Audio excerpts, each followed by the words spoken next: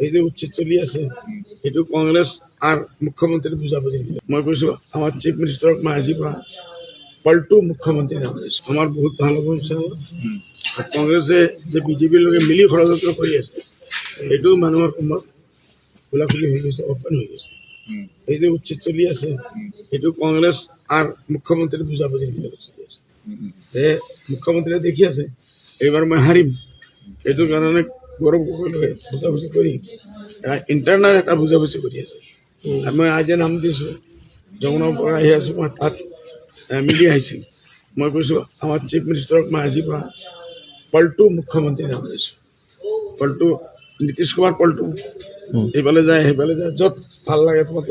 য'ত গাদ্দি পায় পল্টু মানে আমার CM সাহেবেও যেতিয়া দেখিছিল বিজেপি ভাল আছে কংগ্রেসক এৰি বিজেপিত আহিছে এতিয়া দেখি আছে কংগ্ৰেসেৰ ভিতৰে ভিতৰে ভাল হয়ে আছে আৰ ভাল কোনে কৰি আছে CM সাহেব নিজে কৰি আছে ইমান উচ্ছেদ কৰি আছে এটা ভাল ইমান উচ্ছেদ হব এই মুসলমান মানুষক কচাম আলটিমেটলি গৈ স্বর্ণপূর্ণ হব কংগ্রেসের লাভ হব এই লাভটো মুখ্যমন্ত্রীয়ে নিজে করে আছে ইন্টেনশনালি